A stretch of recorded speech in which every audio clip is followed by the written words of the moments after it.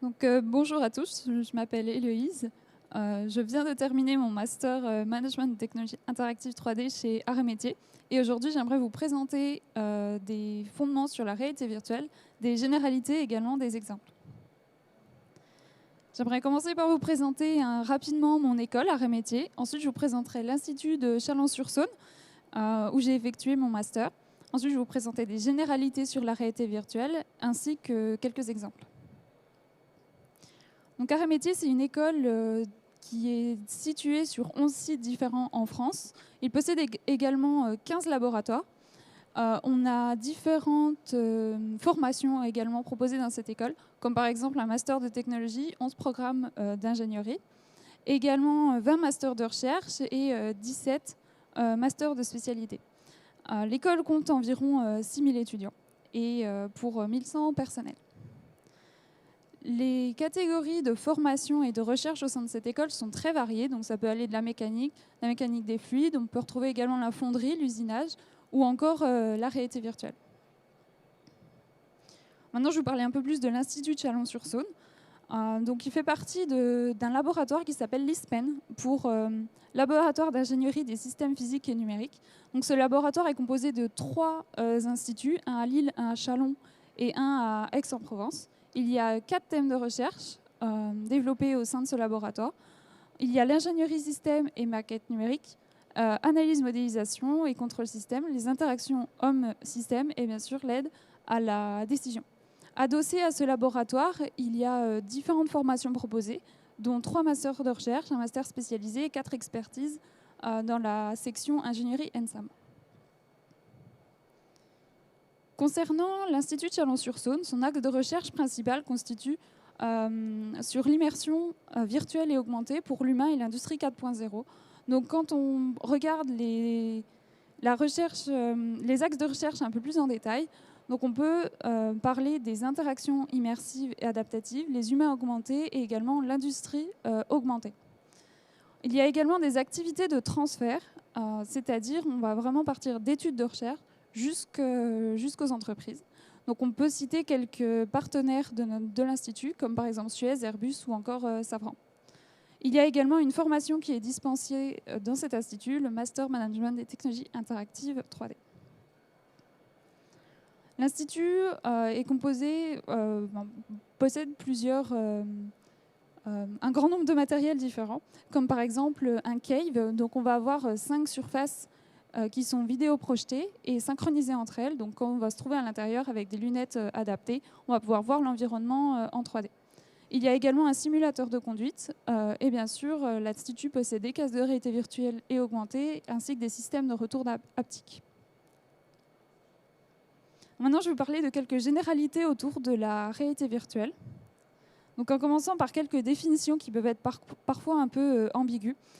Donc, selon la recherche, la réalité virtuelle permet à un ou plusieurs utilisateurs une activité sensorimotrice dans un monde synthétique. Ou encore, la spécificité de la réalité virtuelle, ça va vraiment être la possibilité pour un utilisateur d'être totalement immergé dans un environnement et surtout d'interagir avec. Donc selon ces définitions, on peut dire que la visualisation de vidéo 360 est différente de la réalité virtuelle.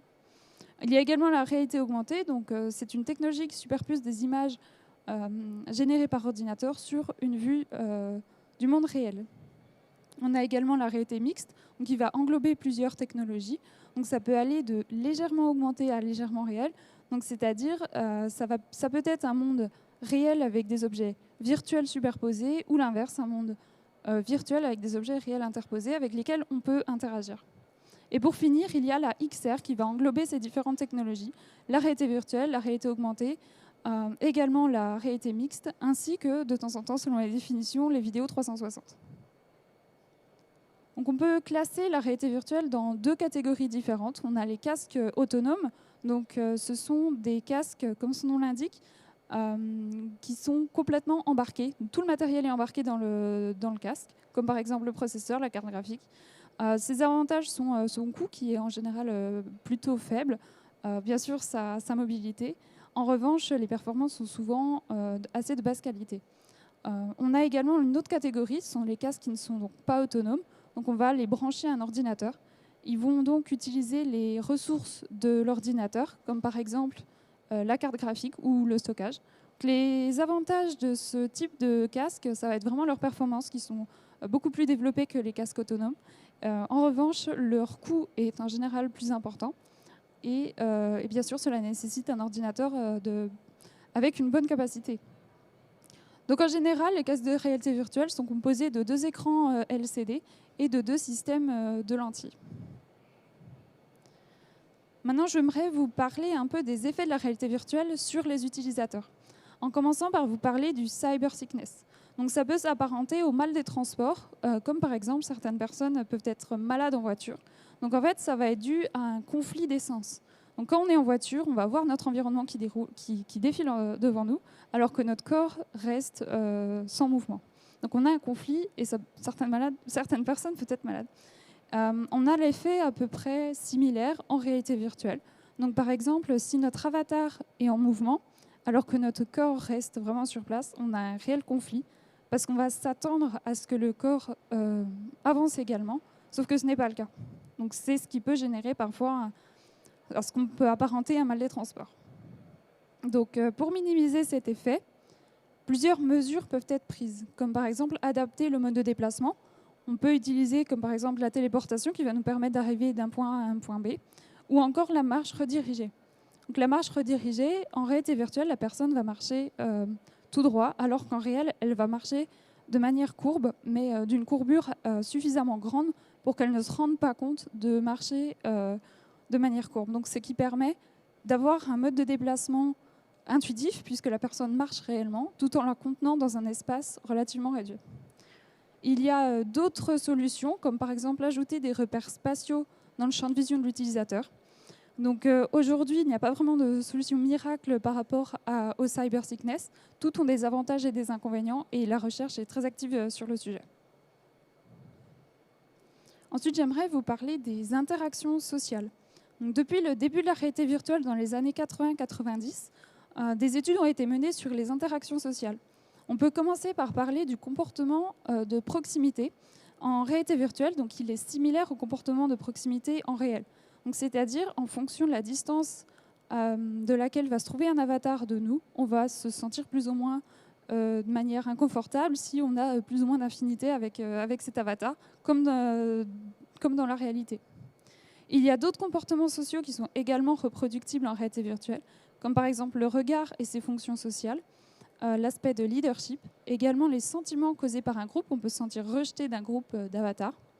Il y a également une forte appartenance au corps virtuel, et donc on va suivre certaines règles sociales.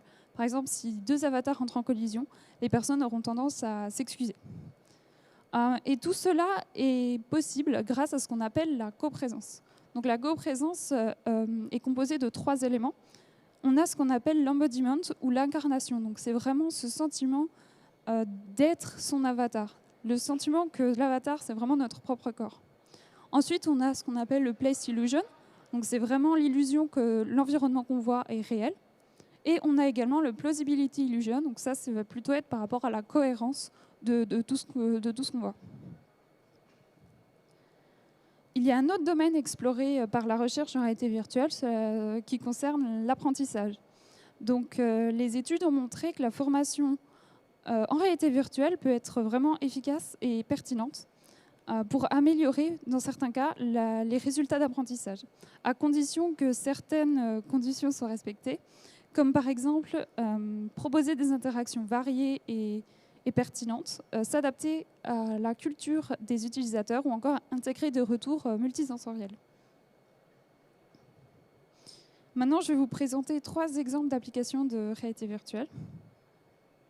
Le premier qui va concerner une entreprise qui s'appelle Veralia. Donc, ils avaient une problématique de formation de leur personnel par rapport aux pannes de leurs installations dans l'usine. Donc forcément, c'était compliqué de mettre en œuvre certaines pannes pour pouvoir former le personnel. Donc, la solution d'une formation en réalité virtuelle a émergé. Donc, j'ai une vidéo. Donc, les ingénieurs de l'Institut de Chalon-sur-Saône ont développé une application de formation qui reproduit qui reproduit l'intérieur de l'usine afin de pouvoir former le personnel au pas de machine.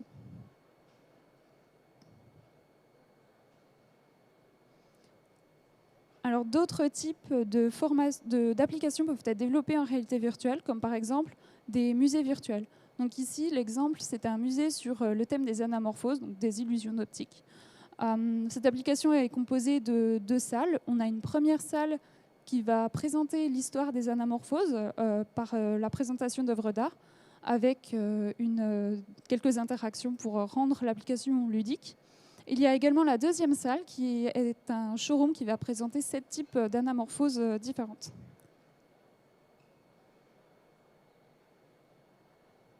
Avec un extrait donc, de la première salle.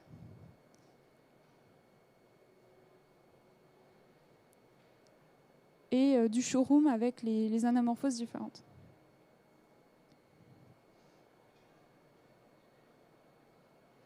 Et la dernière application que j'aimerais vous présenter s'appelle Rebirth 22. Donc, c'est une application qui va permettre l'apprentissage de la prévention contre la propagation des virus.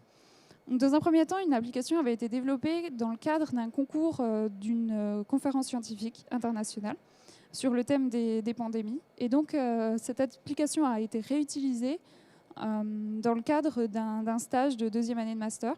Donc 2 applications ont été développées qui proposent la même formation, les mêmes étapes de formation, un dans l'environnement d'une forêt, l'autre dans l'environnement d'un laboratoire. Donc les 2 formations suivent le même cycle. On a dans un premier temps un tutoriel qui permet aux personnes d'apprendre vraiment les interactions proposées. Et ensuite, on va avoir 2 étapes. Donc la première étape, ça va être la constatation.